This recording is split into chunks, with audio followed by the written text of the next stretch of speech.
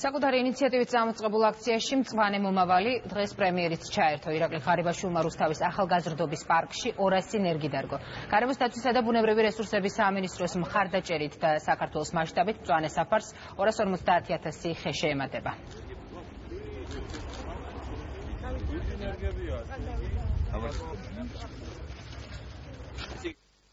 მეტრის სიმაღლემდე იზრდება და უნდა აბუჯესად არის ბუჯა.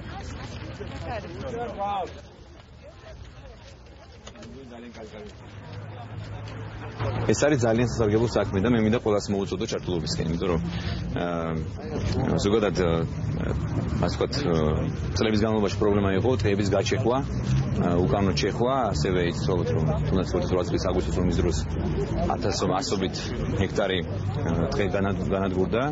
ჩვენ უკვე აღვადგინეთ 60 ჰექტარი ტყე ბორჯომხარაგაულის რეგიონში და ასევე მინდა გითხრათ რომ ეს არის ჩვენი მომავლის საქმე. ჩვენ სამინისტრომ ჯერ კიდევ გაზაფხულზე დავიწყეთ მთელი საქართველოს მასშტაბით ყველა მუნიციპალიტეტში შესაბამისი რაოდენობის ენერგიების მიწოდება, ამიტომ ჩვენ სამინისტროში ასევე მოქმედებს ცხელი ხაზი. იმაჩნია რომ ძალზე მნიშვნელოვანია განსაკუთრებით ამ ქალაქისთვის, რომელსაც გამწვანების სერიოზული პრობლემა აქვს. შემდეგ კვირაში მერია გეგმავს, შემდეგ კვირაში კიდევ საკრებულო და მოკლედ ეს მთელი სეზონის განმავლობაში უნდა გაგრძელდეს. აქ ერგება 200 ძირი პავლონია, სტაბზარტი ხე არის, დანარჩენი პარალელიზმში მიმდინარეობს და უკვე ხვალიდან იწყება დაახლოებით 4000 ძირამდე ხე დაერგება ქალაქის მასშტაბით.